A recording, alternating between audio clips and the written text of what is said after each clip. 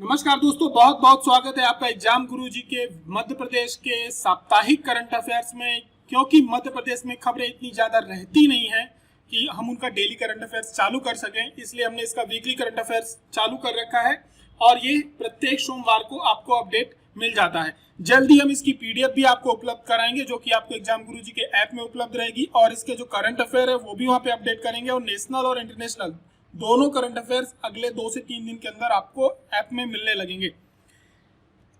यदि आप एमपीपीएससी की तैयारी कर रहे हैं, 2021 की सीरियसली तैयारी कर रहे हैं, तो हिंदी एवं इंग्लिश दोनों मीडियम पे अपडेटेड नोट्स आपको यहाँ पर उपलब्ध हैं। आप इसके साथ यदि आप परचेज करते हैं तो एमपीपीएससी प्री की जो सबसे बड़ी टेस्ट सीरीज है वो यहाँ पे आपको इसके साथ फ्री मिलेगी, जो कि 499 की टेस्ट सीरीज है। और यदि आप मेंस की नोट्स परचेज करना चाहते हैं तो वो भी कर सकते हैं। इन सारी चीजों की जानकारी के लिए आप एग्जाम गुरुजी के जो ये 2 दिए गए नंबर है, कांटेक्ट नंबर, इस पे कॉल कर सकते हैं, व्हाट्सएप कर सकते हैं, आपको जानकारी उपलब्ध हो जाएगी, या प्ले स्टोर से आप इसका ऑर्डर कर सकते हैं। आगे की तरफ बढ़ते हैं, देखते हैं कि हमने पिछले सप्ताह क्या पढ़ा था। तो कुआंताल मेला महोत्सव का आयोजन किस जिले में किया जाता है? कुआंताल जो ये मेला होता है ये नवरात्रि के समय पे होता है और ये पन्ना जिले में आयोजित किया जाता है। बहुत समय के बाद इसका शुरुआत की गई है। पिछले करंट अफेयर्स मैंने इसके बारे में अच्छी जानकारी आपको दी थी। मध्य प्रदेश का महात्मा ज्योतिबा फुले पिछड़ा वर्ग सेवा राज्य पुरस्कार किसे दिया गया है? 2019-20 के लिए दिया गया है श्री आर एन पाटिल को। ये 3 वर्षों का एक साथ मिला है। आप इसमें 2 चीजें याद रखेंगे, 19-20 का किसको मिला है और ये महात्मा ज्योतिबा फुले किस वर्ग से संबंधित पुरस्कार है। तीसरा क्वेश्चन था हमारा, जल अभिषेक अभियान की शुरुआत कब से की गई है? तो इसकी शुरुआत की गई है अप्रैल 11, 2022 से। ईट स्मार्ट सिटीज चैलेंज प्रतियोगिता, ये लगातार करंट अफेयर्स में आपको मिल रहा है। ये कितने शहर को दिया गया है? तो ये 4 शहरों को दिया गया है। ज्यादा जानकारी कौन कौन से शहर को मिला है तो वो आप पिछले जो सप्ताह का करंट अफेयर है उसमें देख लेंगे। मध्य प्रदेश के किस क्षेत्र बिजली वितरण कंपनी को देश का प्रतिष्ठित स्कॉच सिल्वर पुरस्कार दिया गया है? यह दिया गया है पश्चिमी क्षेत्र बिजली वितरण कंपनी को। आगे की तरफ बढ़ते हैं, राष्ट्रीय पंचायती राज दिवस पर मध्य प्रदेश के किस जिला पंचायत को सम्मानित किया जाएगा? भोपाल एवं नरसिंहपुर पंचायत को। देश में चलाए गए टीबी मुक्त अभियान में कितने करोड़ से अधिक आबादी वाले राज्यों में मध्य प्रदेश को प्रथम स्थान प्राप्त हुआ है? तो 5 करोड़ तक की आबादी वाले राज्यों में मध्य प्रदेश प्रथम स्थान पर है। 2025 तक में इसको समाप्त करना है टीबी को। थिएटर के क्षेत्र में विशिष्ट योगदान के लिए संगीत नाटक अकादमी अवार्ड किसे दिया गया? टीकम जोशी को दिया गया है और ये मध्य प्रदेश नाटक अकादमी के डायरेक्टर भी हैं। शुरुआत करते हैं इस सप्ताह के पहले प्रश्न के साथ। हमारा पहला प्रश्न है, मध्य प्रदेश ऑटो शो 2022 का आयोजन मध्य प्रदेश के किस जिले में किया जाएगा? जबलपुर, ग्वालियर, भोपाल, इंदौर। इसका आयोजन इंदौर में किया जाएगा। अधिक जानकारी देख लेते हैं। इसका जो आयोजन किया जाने वाला है ये 28 से 30 अप्रैल के बीच में मध्य प्रदेश का जो 2022 का ऑटो शो प्रोग्राम होने वाला है, ये यहाँ पे होने वाला है। इसमें क्या है कि जितने भी बड़ी कंपनीज हैं ऑटो सेक्टर से रिलेटेड, ऑटोमोबाइल से रिलेटेड, वो यहाँ पर अपनी जो भी उन्होंने नया कुछ किया है, नई गाड़ियाँ बनाई हैं, नई टेक्नोलॉजीज आई हैं, ठीक है, और जो भी उनमें अपग्रेडेशन हुआ है, ये जैसे आपका भी दुबई में हुआ था, फिर दिल्ली में भी होता है, अपने एशिया का सबसे बड़ा दिल्ली में होता है, तो आयोजन किया जाता है। इसी प्रकार से यहाँ पे भी किया जा रहा है ऑटोमोबाइल से रिलेटेड। तो 24 अप्रैल को पहले क्या होगा कि super car super bike rally की जाएगी, ठीक है, गाड़ियों का प्रचार प्रसार किया जाएगा। और साथ में क्या है कि जो ऑटो शो इंदौर हवाई अड्डे और ये नेटरेक्स क्या है, ये जो ट्रैक वगैरह बनते हैं आपके जो कारों की जो रेसिंग होती है उसके लिए जो ट्रैक बनते हैं वो इस कंपनी के द्वारा बनाए जाते हैं। बहुत बड़ी कंपनी है। इसके माध्यम से, इसके सहयोग से मध्य प्रदेश के जो सुपर कॉरिडोर स्क्वायर है वहां पे इसकी रैली का आयोजन किया जाएगा, ठीक है। अब इसका फायदा क्या होता है? इसका फायदा ये होना, एक तरह से देखो ये एडवर्टीजमेंट होता है, प्रचार प्रसार होता है, प्रमोशन होता है। जैसे अभी कोई भी मूवी रिलीज होती है तो उसका क्या होता है कि प्रमोशन किया जाता है, लोगों को जानकारी दी जाती है, लोग आकर्षित होते हैं, आकर के जानकारियां इकट्ठा करते हैं, फिर उनका बदलाव आता है, मूड चेंज होता है कि नहीं यार नई गाड़ी ले लेते हैं, अच्छी आई है। तो इस टाइप के कार्यक्रम का आयोजन भी होना होता है। दूसरा क्या होता है कि ब्रांडिंग होती है कि हमारे राज्य में ऐसी सुविधाएं उपलब्ध हैं, तो जो इंडस्ट्रीज होती हैं, ऑटोमोबाइल सेक्टर की इंडस्ट्रीज होती हैं, वो भी आकर्षित होती हैं यहाँ पे प्लांट्स वगैरह डालने के लिए। तो ठीक है, ये पीथमपुर से नेटरेक्स को इसके साथ किया जा रहा है। और ज़्यादा डिटेल आपको इसमें बाकी का जो क्वेश्चन बनने हैं वो आपका यहीं पे बनने की, इसका आयोजन कहाँ होगा? इंदौर में होगा, ठीक है। नेटरेक्स क्या है तो आप इसके बारे में याद रखेंगे, ट्रैक वगैरह बनाती है उसकी कंपनी है। बढ़ते हम अपने अगले प्रश्न की तरफ। प्रश्न क्रमांक 2 है, India smart cities award contest 2020 के स्टेट अवार्ड में मध्य प्रदेश का कौन सा स्थान है? यह अवार्ड अभी हाल ही में गुजरात में आयोजन हुआ था। इसमें मध्य प्रदेश का कौन सा स्थान है? तीसरा, चौथा, दूसरा, पहला? तो मध्य प्रदेश का जो स्थान है वह दूसरा है। डिटेल्स यहाँ पे हम देख लेते हैं। अभी हाल ही में गुजरात के सूरत में India smart cities awards contest का आयोजन किया गया था। ठीक है, इसमें स्मार्ट सिटीज में जो काम करने वाले होते हैं उनको, जिन्होंने अच्छा काम किया, उसको पुरस्कृत किया गया था। तो अब इस फंक्शन में मध्य प्रदेश के जो 3 शहर है, विशेष शहर, एक तो इंदौर है आपका, दूसरा आपका भोपाल है और ग्वालियर भी था। इसमें मेन इंदौर को सबसे ज्यादा 6 अवार्ड मिले हैं। ठीक है, और स्टेट अवार्ड में यानी टोटल जो अवार्ड मिले हैं किसी भी राज्य को, अलग अलग जिले को अवार्ड दिए गए हैं, उनमें जो मध्य प्रदेश है सर्वाधिक अवार्ड जीतने वालों में दूसरे नंबर पर रहा है। ठीक है, अब अलग अलग इसमें कैटेगरीज में इसको बांटा गया था इस अवार्ड को। ठीक है, आपका ये हो सकता है सोशल अवेयरनेस में था, आपका कल्चरल में था। ठीक है, आपका स्मार्ट सिटीज के लिए जो जो रिक्वायरमेंट होती है, आपका क्या कहते हैं, क्लीनेस में था। इंदौर वैसे भी स्वच्छता में सबसे नंबर 1 पर है। ठीक है, फूडिंग में था, हर थीम पे अलग अलग पे था। तो उस पे मध्य प्रदेश को 6 अवार्ड मिले। इसमें मध्य प्रदेश के इंदौर को सर्वाधिक 6 अवार्ड मिले हैं। ठीक है, कल्चर थीम में इंदौर और चंडीगढ़ को कॉमन अवार्ड मिला, साथ में दिया गया है। ठीक है, इसी में थीम पर डिजिटल म्यूजियम बनाने के लिए जो अवार्ड था उसमें ग्वालियर को तृतीय स्थान मिला है। और अर्बन एनवायरनमेंट थीम में भोपाल और चेन्नई को ये पुरस्कार मिला है। क्लीन एनर्जी में भोपाल को दिया गया है और सिटी अवार्ड राउंड अप में जबलपुर को तीसरा स्थान और सागर को दूसरा स्थान मिला है। लेकिन सर्वाधिक जो अवार्ड मिले हैं वो इंदौर को मिले हैं और मध्य प्रदेश इस पूरे अवार्ड में द्वितीय स्थान पर रहा है। तो आपको यदि इसमें ज्यादा याद रखना, वो याद रखना है कि जो स्टेट अवार्ड में मध्य प्रदेश द्वितीय स्थान पर रहा है और सभी कैटेगरियों में मिला करके सर्वाधिक अवार्ड इंदौर को मिले, जिसकी संख्या 6 है। बढ़ते हम अपने अगले प्रश्न की तरफ। प्रश्न क्रमांक 3 है हमारा, मध्य प्रदेश के किस जिले के संतरे की पहचान अब सतपुड़ा ऑरेंज से होगी? बहुत ही अच्छा प्रश्न है और ये इस बार आपके आने की संभावना है, किसी न किसी एग्जाम में ये पूछा जा सकता है। बालाघाट जिले की, बड़वानी जिले की, ये यहाँ पे सिवानी लिख गया है, इस पे याद रखना, सिवनी जिले की और छिंदवाड़ा जिले की। आप सतपुड़ा से समझ गए होंगे कि ये जो रेंज है ये सतपुड़ा रेंज पे होगी। अब आपके चारों जिले उधर के ही है। ठीक है, तो इसका सही उत्तर होगा छिंदवाड़ा। ठीक है, अब क्या है, ये जो पहचान है, आपने ओडीओपी के बारे में सुना होगा। ठीक है, एक जिला एक उत्पाद का एक प्रोग्राम चल रहा है जिसमें हर जिले के एक उत्पाद है जिसकी अपनी एक पहचान होती है और उसको क्या हुआ है कि उसको मार्केटिंग की जा रही है, उसकी क्वालिटी में सुधार किया जा रहा है, उसके लिए एक अच्छा बाजार उपलब्ध करवाया जा रहा है। सरकार इस पे पूरा फोकस कर रही है कि सभी चीजों की बजाय हर एक जिले की कोई ना कोई एक खासियत है, उसके कुछ उत्पाद जो वहां पे ज्यादा उत्पादन होता है और अच्छी क्वालिटी का होता है, तो उसकी क्वालिटी में भी हम इंप्रूवमेंट कर दें, उसकी मार्केटिंग करें, उसके लिए बाजार उपलब्ध कराएं और उसकी ब्रांडिंग करें और मार्केटिंग करें। ठीक है, आज का समय यही है, आप किसी चीज की मार्केटिंग अच्छी करते हो, उसकी ब्रांडिंग अच्छी करते हो, उसको थोड़ा सा पैकेजिंग में चेंजेस लाते हो, तो आपको मूल्य भी अच्छा मिलता है और आपकी वहां पे क्या होता है, उसका जब मूल्य अच्छा मिलेगा आपका तो उसकी धीरे धीरे प्रसिद्धि भी ज्यादा होती है। ठीक है, और लोग उसका उत्पादन के लिए क्या होते हैं, प्रोत्साहित होते हैं। तो ये मैप है यहाँ पे मध्य प्रदेश के जो ओडीओपी के अंतर्गत सभी जिलों की अपनी अपनी एक पहचान है, उसको यहाँ पे रखा गया है।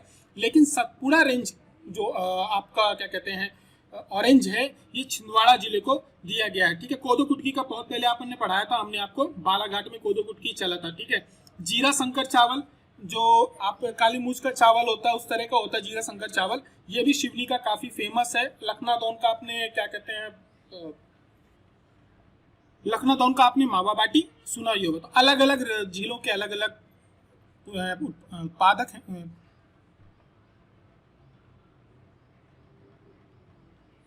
अलग अलग जिलों के अलग अलग उत्पाद हैं। तो ओडीओपी के अंतर्गत अलग अलग उत्पादों को आपको सभी याद रखना मुश्किल है थोड़ा सा, लेकिन जिनकी पहचान थोड़ा सा ज्यादा हो रही है, जिनको जीआई टैग मिल रहा है, आप उनको याद रखेंगे। जीआई टैग में आपको मालूम है झाबुआ के कड़कनाथ को मिला है।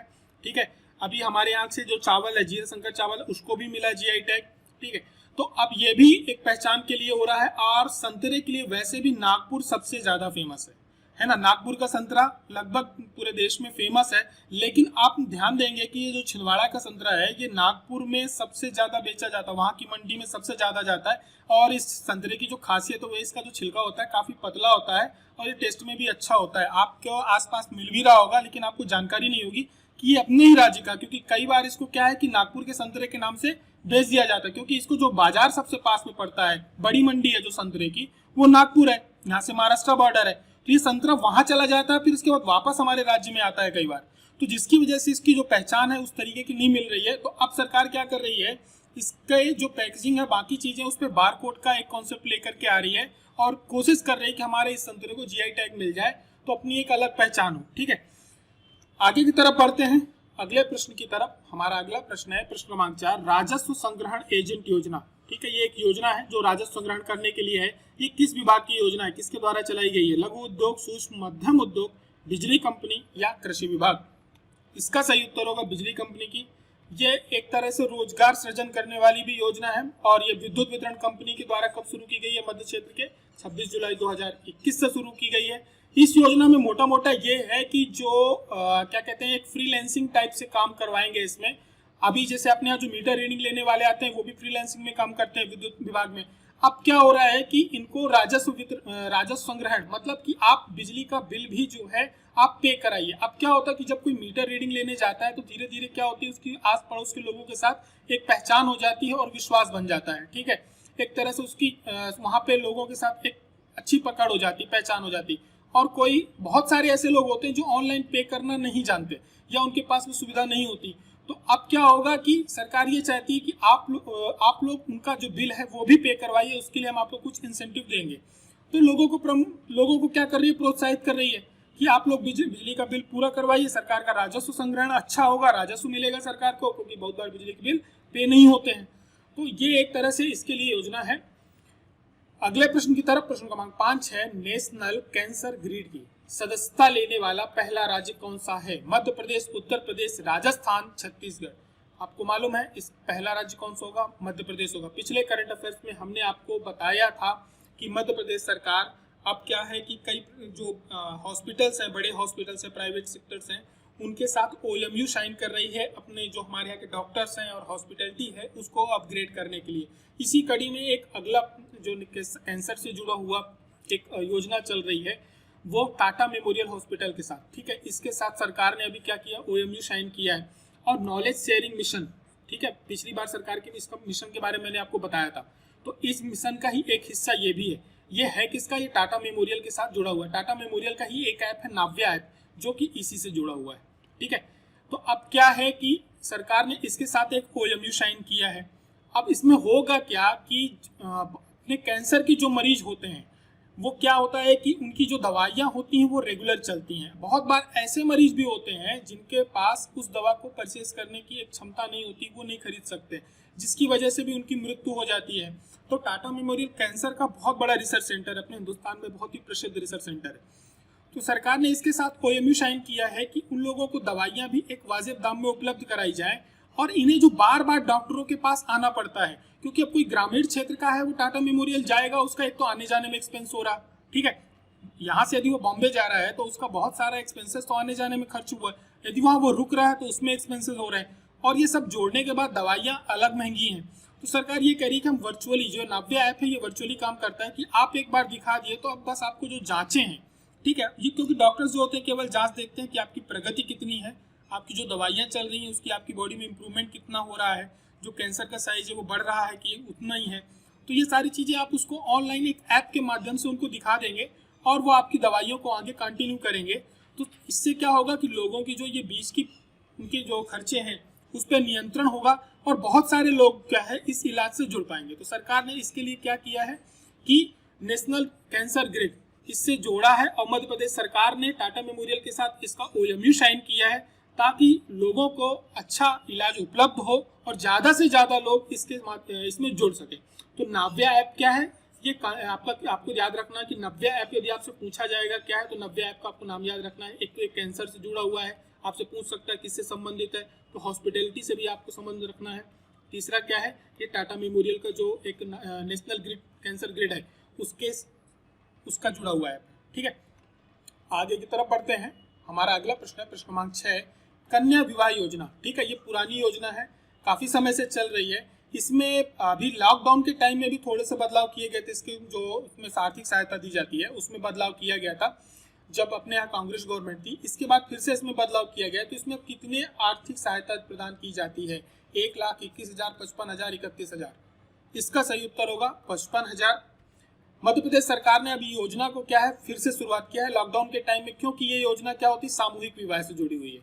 तो लॉकडाउन में आपको भी पता है कि सामूहिक कार्यक्रमों में क्या लगी थी, पाबंदियां लगी थी। तो ये योजना कुछ समय के लिए क्या कर दी गई थी, बंद कर दी गई थी। इसकी दोबारा से शुरुआत की गई है, 21 अप्रैल को इसकी शुरुआत की गई है। सीहोर जिले के नसरुल्लागंज से अभी इसकी शुरुआत हुई है, ठीक है। इसमें योजना में क्या हुआ, कन्या को 55,000 रुपए की आर्थिक सहायता प्रदान की जाएगी जो मध्य प्रदेश की मूल निवासी होगी।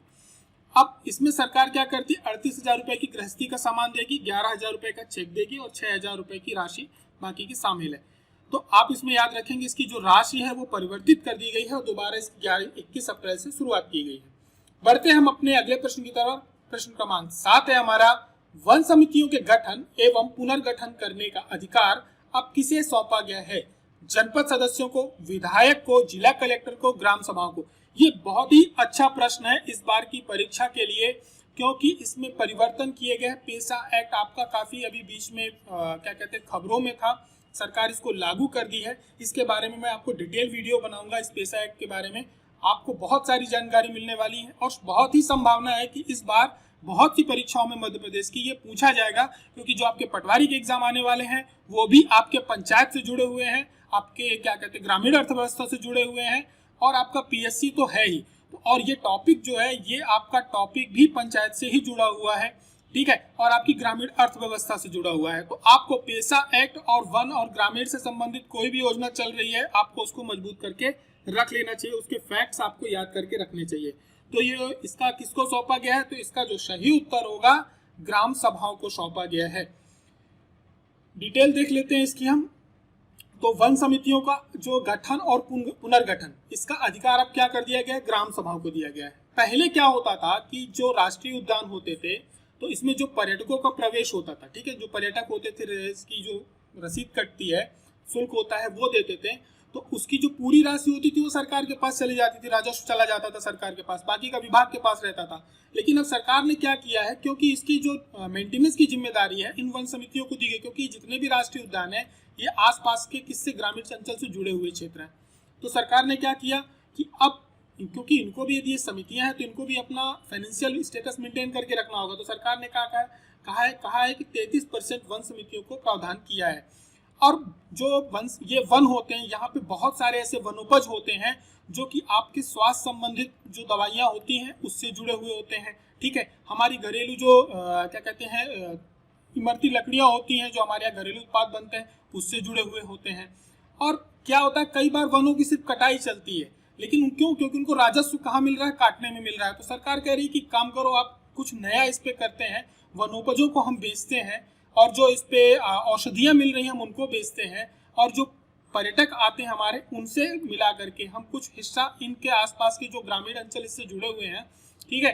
क्योंकि सभी जोन होते हैं, जितने भी नेशनल अपने राष्ट्रीय उद्यान होते हैं, इस पे 3 जोन होते हैं। एक जोन ऐसा है इधर का, ठीक है, जहाँ पे सभी प्रकार की कटाई वगैरह की परमिशन मिल जाती है एक समय के लिए।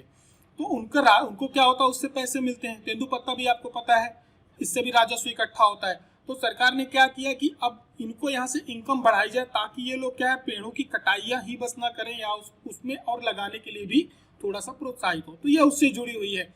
और मध्य प्रदेश में 79,70,000 हेक्टेयर वन क्षेत्र के प्रबंधन में जन भागीदारी के लिए 15,608 गांवों में वन समितियां काम कर रही हैं। यदि बात करी जाए वन क्षेत्र की, तो मध्य प्रदेश का जो वन क्षेत्र है 94,689 वर्ग किलोमीटर है, और ये अन्य राज्यों की जो भी तुलना की जाए उससे सर्वाधिक, और देश का कितना है 12.3% है।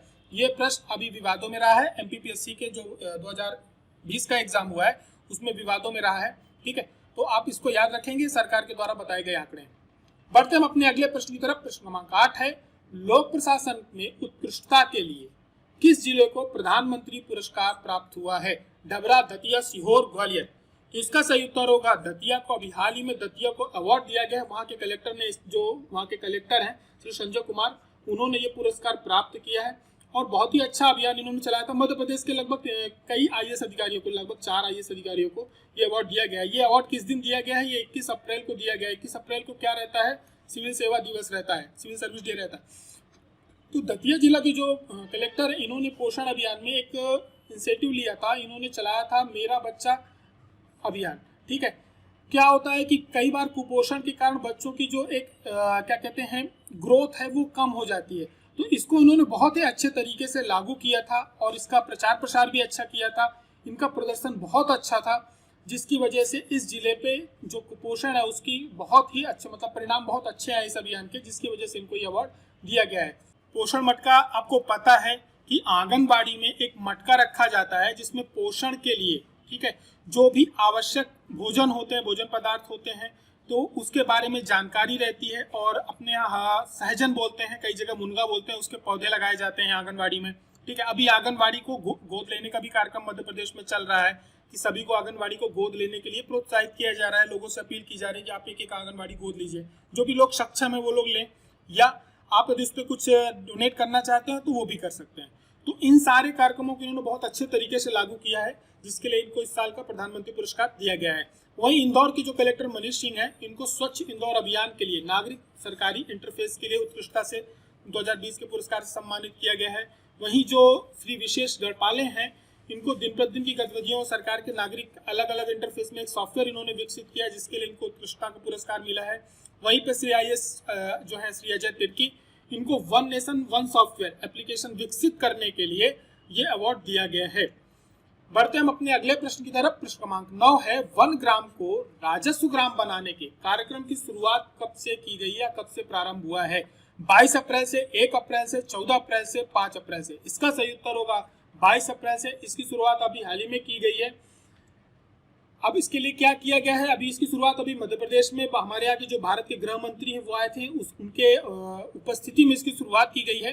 प्रदेश के जो 26 जिले के 827 ग्रामों का चयन किया गया है। आप इसको याद रखेंगे तो शुरुआत कब से हुई है, कितने जिलों का चयन किया गया, तो क्योंकि 52 जिलों का चयन नहीं हुआ है, 26 जिलों का चयन हुआ है। ग्राम पंचायतें कितनी है? 827 है, ठीक है। अब क्या किया जाएगा कि जो जितने भी ये वन ग्राम हैं जो कि वनों से जुड़े हुए हैं, हमारे यहाँ के जो 26 जिले आसपास के वन क्षेत्र से जुड़े हुए हैं, राष्ट्रीय उद्यान से जुड़े हुए हैं, अभ्यारण्य से जुड़े हुए हैं, या जो वहाँ पे वन है उससे जुड़े हुए हैं, उनको राजस्व ग्राम में परिवर्तित किया जाएगा। यानी वहां से जो आय होगी, ठीक है, वनोपज बेचने से, अभी पिछले अपने क्वेश्चन में हमने आपको बताया कि जो आय होगी, औषधि वाले जो पौधे होते हैं उनसे आय होगी, इमरती लकड़ियों वाले पौधे होते हैं उनसे आय होगी, बांस से आय होगी, ठीक है, तेंदुपत्ता है, महुआ है, ऐसे बहुत सारे। महुए को भी आपने देखा होगा कि सरकार ने उसका जो शराब बनती है उसको आदिवासी उसमें बनाई जाती है, उसको भी टैग दिलवाने के लिए और उसको भी क्या किया, गवर्नमेंट ने ऑथराइज कर दिया, उसके लिए अलग सेंटर बना रहे हैं। तो ये सब राजस्व यहाँ से इकट्ठा होगा। तो ये राजस्व से किसको जोड़ रहे हैं? ये गाँव को जोड़ रहे हैं, ठीक है। और साथ में क्या होगा कि इसमें अब अभी तक क्या होता था कि जब कोई गांव राजस्व गांव नहीं होता था तो कई बार क्या होता था, बैंक वगैरह उनको लोन नहीं देते थे। तो अब होगा क्या कि अब इनका परिसीमन होगा, और यदि आवास करवाना चाहते हैं, आवास बनवाना चाहते हैं, तो वो आवास के लिए इनको ऋण मिल सकेगा, ठीक है। और भी इनको बहुत सारे अधिकार हैं जो कि मिलेंगे, ठीक है। ये अधिकार यहाँ पे दिए गए हैं, आप देख लेंगे, क्योंकि यदि एलिमिनेशन वाले क्वेश्चन आएंगे तो वहाँ पे आपसे पूछा जा सकता है, ठीक है। अब इसको सरकार को फायदा क्या होगा कि लगभग 1000 करोड़ रुपए प्रतिवर्ष की सरकार को जो वनों से आय मिलती थी, अब उसमें हिस्सा क्या होगा, वनवासियों का भी होगा। तो एक बार को ये हमें लग रहा है कि ये जो आय है सरकार की घटेगी, लेकिन ऐसा नहीं है। जो वनवासी हैं, ये जब उनकी आय बढ़ेगी तो वो इसमें और भी अपना योगदान देने के लिए प्रोत्साहित होंगे, तो कहीं ना कहीं सरकार की फिर आय बढ़ जाएगी। इसके परिणाम दूरगामी हैं, बहुत समय बाद मिलेंगे, 4 से 5 वर्ष लग सकते हैं, लेकिन इसमें सरकार की भी एक तरह से आय बढ़ेगी। और सबसे बड़ी आय ये है कि जो हमारे वन हैं वो सुरक्षित होंगे, उनका घनत्व बढ़ेगा, हमें एक स्वच्छ वायु मिलेगी, ठीक है। और ये हमारी सबसे बड़ी आय है। बढ़ते हम अपने अगले प्रश्न की तरफ। प्रश्न क्रमांक 10 है, माँ तुझे प्रणाम योजना मध्य प्रदेश के किस विभाग द्वारा संचालित की जा रही है? खेल एवं युवा कल्याण विभाग, सांस्कृतिक विभाग, उच्च शिक्षा विभाग, माध्यमिक शिक्षा विभाग? इसका सही उत्तर होगा खेल एवं युवा कल्याण विभाग, ठीक है। यह योजना किस चीज के लिए है ये और क्यों चालू की गई है, ठीक है। ये खबरों में इसलिए क्योंकि ये योजना अभी क्या हुआ था, बंद हो गई थी, ठीक है। तो अभी आपको पता है कि 2 मई को हमारे यहाँ लाडली लक्ष्मी दिवस मनाया जाएगा, ठीक है। तो इस बार योजना में विशेष ये किया जा रहा है कि जो हमारे प्रदेश की 200 लाडली लक्ष्मी हैं, लड़कियां हैं, उनको बाघा बॉर्डर जो भी हमारे क्षेत्र वहाँ पर उनको यात्रा के लिए भेजा जाएगा, ठीक है। और ताकि उनके अंदर क्या हो, देश भावना जागृत हो। और ये जो योजना है ये किस विभाग के द्वारा चलाई जाती है? ये मध्य प्रदेश के खेल एवं युवा कल्याण विभाग द्वारा चलाई जाती है। और ये जो यशोधरा राजे सिंधिया है, ये इसकी क्या है, मिनिस्टर है, ठीक है। इसमें क्या होता है कि कुछ बच्चों का सिलेक्शन होता है, इस बार लड़कियों का भी किया जाएगा। बाकी के सभी जो युवा होते हैं उनका सिलेक्शन होता है, तो उन्हें बाघा बॉर्डर, ठीक है, आसपास के जो क्षेत्र होते थे जो कि हमारे स्वदेश प्रेम से जुड़े हुए होते हैं, वहाँ पे इनकी यात्रा कराई जाती है, ठीक है। जलियांवाला बाग हो गया, ऐसी बहुत सारी जगह हैं जो भी हैं, ठीक है, हमारी जुड़ी हुई होती है, वहाँ पे इनको यात्रा कराते हैं और उसके बारे में लोगों को कनेक्ट करते हैं। एक राष्ट्र भावना की जो मतलब बोलते हैं ना, राष्ट्र भावना जागृत हो, उसके लिए प्रेरित किया जाता है। और 2 से 11 मई तक क्या होगा, लाडली लक्ष्मी उत्सव मनाया जाएगा। ये वाला मैंने आपसे पिछले बार प्रश्न भी पूछा था, बहुत सारे बच्चों ने इसका गलत जवाब दिया था। तो और 2 मई को क्या होगा, लाडली लक्ष्मी दिवस मनाया जाएगा और 2 से 11 मई तक लाडली लक्ष्मी उत्सव का आयोजन किया जाएगा। बढ़ते हम अपने प्रश्न क्रमांक 11 की तरफ। इस पूरे करंट अफेयर का सबसे अच्छा प्रश्न है और मुझे ऐसा लगता है कि आप लोगों ने यदि पढ़ा होगा तो आपको मालूम होगा, हलमा परंपरा मध्य प्रदेश के किस जनजाति की ऐतिहासिक परंपरा है। अभी बहुत समय तक हमें ये नहीं मालूम थी और ये अभी अभी जानकारी मिली है। तो आपको ये बताना है, गोंड जनजाति की, भील जनजाति की, भारिया जनजाति की या बैगा जनजाति की। इसका सही उत्तर होगा भील जनजाति की। इसके बारे में हम डिटेल देख लेते हैं। एक्चुअली क्या है कि अभी रविवार को जो भारत के प्रधानमंत्री हैं मोदी जी, उन्होंने उनका मन की बात का कार्यक्रम होता है, वहां पे उन्होंने इसका उल्लेख किया है और बहुत ही अच्छा मेरे को मतलब बोलते जानकारी मिली है कि मन की बात में उन्होंने क्या किया था, इसका उल्लेख किया था कि एक हलमा परंपरा है जो कि भील जनजाति के बीच में जल संरक्षण का संदेश देने वाली एक क्या कहते हैं, एक उत्सव की तरह आप इसको कह सकते हैं, एक प्रोग्राम होता है इनका। इसमें होता क्या है कि जो भील जनजाति होती है, इनकी एक परंपरा है, इसमें जल संरक्षण का इस्तेमाल कैसे होता है। क्या होता है कि बहुत सारे लोग जो इस भील जनजाति से जुड़े हुए होते हैं एक जगह इकट्ठा होते हैं और किस समस्या को लेकर के इकट्ठा होते हैं। इस परंपरा में जल संरक्षण यानी जल की जब कमी हो जाती है तो उसकी निराकरण के लिए ये लोग इकट्ठा होते हैं और कैसे जल को बचाया जाए, ठीक है, कैसे किस प्रकार से जल का संरक्षण किया जाए, तो इसके बारे में ये लोग चर्चा करते हैं कि इसके उपाय क्या है और उसको क्या करते हैं कि उसको फिर अपने अपने क्षेत्रों पे उसको लागू करते हैं, ठीक है। इनकी एक परंपरा है कि एक साथ बैठते हैं, एक तरह से पंचायत बैठती है, जिसे हम लोग बोलते हैं ना पंचायत बैठती है। तो पंचायत में ये पूरी इस पर चर्चा होती है और ये जो हलमा होता है ये जल संरक्षण से जुड़ा हुआ है। ये मतलब कि हम लोग बोलते हैं कि जो जनजाति समाज हमारा बहुत ही पीछे है, लेकिन आप ये देखो कि सोच में और अपने कार्यक्रमों में कितना हमसे आगे है ना। हमारे यहाँ ऐसी कोई भी पंचायत नहीं होती और हमारे यहाँ ऐसी कोई कभी मीटिंग नहीं होती, यानी उनकी एक मीटिंग होती है जिसपे जल संरक्षण पर बात की जाती है कि कितना उनकी दूरदर्शी सोच होती है। तो ये इसका उन्होंने क्या हुआ, भारत के प्रधानमंत्री ने जिक्र किया है, बहुत सारे लोग इससे पहली बार रूबरू हुए और मुझे इस बार के जो करंट अफेयर इस सप्ताह का सबसे अच्छा प्रश्न लगा और ऐसा लगता है कि ये प्रश्न आ सकता है, तो आप इसको याद रखेंगे। प्रश्न क्रमांक 12 की तरफ बढ़ते हैं। हाल ही में पंचायती राज दिवस में धनवाड़ा को दीनदयाल उपाध्याय पंचायत सशक्तिकरण पुरस्कार दिया गया है, ठीक है। ये किस जिले के गांव है, अलीराजपुर, हरदा, आगरमालवा और बालाघाट। इसका सही उत्तर होगा हरदा। अभी अपने यहाँ क्या कहते हैं, भारत में राष्ट्रीय पंचायती राज दिवस 24 अप्रैल को मनाया गया था, ठीक है। उस पे हमारे जो हरदा जिले की धनवाड़ा गांव है उसको क्या किया गया, पुरस्कृत किया गया है। और वहाँ की जो सरपंच है, ठीक है, पंचायती राज आपको पता है सीधा सीधा प्रधान से जुड़ा हुआ है, ठीक है। तो वहाँ की जो सरपंच है श्रीमती लक्ष्मीबाई, इनको सम्मानित किया गया है। एक बार ये न पूछा जाए लेकिन आपको हरदा जिले के गांव का पूछा जा सकता है, क्योंकि राष्ट्रीय स्तर पर मिलने वाला एक ये पुरस्कार है और एक ग्राम पंचायत को राष्ट्रीय स्तर पर इतने बड़े प्रोग्राम में सम्मानित किया जाता है। ये गर्व की बात होती है, उस गाँव के लिए भी बहुत बड़े गर्व की बात होती है कि देश का प्रधान एक गांव के प्रधान को सम्मानित करता है और एक राष्ट्रीय स्तर पर यह सम्मान मिलता है। पंचायती राज आपको पता है कब से शुरुआत की गई थी, 2010 से ये मनाया गया था। और इस अवसर पर क्या होता है कि बहुत सारे पुरस्कारों की मतलब घोषणा हुई थी और पुरस्कार दिए जाते हैं और ये पुरस्कार हमारे राज्य से जुड़े हुए हैं। नानाजी देशमुख, उनके नाम से कौन सा पुरस्कार मिलता है, राष्ट्रीय गौरव ग्राम सभा पुरस्कार मिलता है, ये भी राष्ट्रीय स्तर का पुरस्कार है। दीनदयाल उपाध्याय पंचायत सशक्तिकरण पुरस्कार दिया जाता है, बाल सुलभ ग्राम पंचायत पुरस्कार दिया जाता है और ग्राम पंचायत विकास योजना पुरस्कार दिया जाता है और नवाचार के लिए पंचायत पुरस्कार दिया जाता है। तो यह था इस सप्ताह का करंट अफेयर। आशा करता हूं आपको काफी पसंद आया होगा और पिछली बार जो हमने प्रश्न पूछा था उसका लगभग सभी लोगों ने सही उत्तर दिया था, नर्मदा है, ठीक है, उसका बिल्कुल सही उत्तर नर्मदा है और लगभग 100% लोगों ने उसका उत्तर सही दिया है। बहुत सारे लोग हैं, आप लोग देखते हैं करंट अफेयर लेकिन आप इसका उत्तर नहीं देते हैं। एक बार कमेंट करके इसका उत्तर जरूर दिया करिए। नेक्स्ट संडे से हम एक आपके लिए बहुत ही अच्छा प्रोग्राम लेकर के आने वाले हैं, करंट अफेयर से जुड़ा हुआ रहेगा। इसकी जानकारी मैं आपको करंट अफेयर पे दूंगा। और दूसरी बात ये, इस बार का जो प्रश्न है जनजाति गौरव दिवस, ठीक है, जनजाति गौरव दिवस कब मनाया जाएगा, अभी से प्रारंभ किया गया है, ये ध्यान रखना। और मध्य प्रदेश में ही इसकी शुरुआत की गई है। और आप चाहे तो पहली बात तो आप ये बनाएं कि कब मनाया जाएगा, ये तो बताना ही है, और किसके उपलक्ष्य में ये मनाया जाता है। ठीक है, इससे जुड़े हुए व्यक्तित्व कौन है जिस दिन ये मनाया जाएगा, आपको ये भी बताना है। करंट अफेयर आपको पसंद आता है तो आप 2 सेकंड का समय निकाल करके शेयर करना मत भूलिए। ठीक है, और आपकी यदि कोई आवश्यकताएं हैं, आपको लगता है कि आपके कुछ सुझाव हैं, तो नीचे कमेंट बॉक्स में जरूर दें। हम उसका पालन करेंगे, उसको लागू करने की कोशिश करेंगे, उसको लेकर के आएंगे। बहुत सारे स्टूडेंट्स ने ये बोला है कि आप हमारा जनवरी से लेकर के मार्च तक का करंट अफेयर करा दीजिए। ये करंट अफेयर आपका कराया जाएगा, आप निश्चिंत रहिए। जनवरी से लेकर मार्च तक का एमपी का करंट अफेयर भी कराया जाएगा, और जो पिछला एग्जाम आपका जुलाई में हुआ वहां से लेकर के यहाँ तक का नेशनल और एमपी दोनों करंट अफेयर्स आपके कंप्लीट कराए जाएंगे। इसकी तैयारी चल रही है और करंट अफेयर बनाया भी जा रहा है।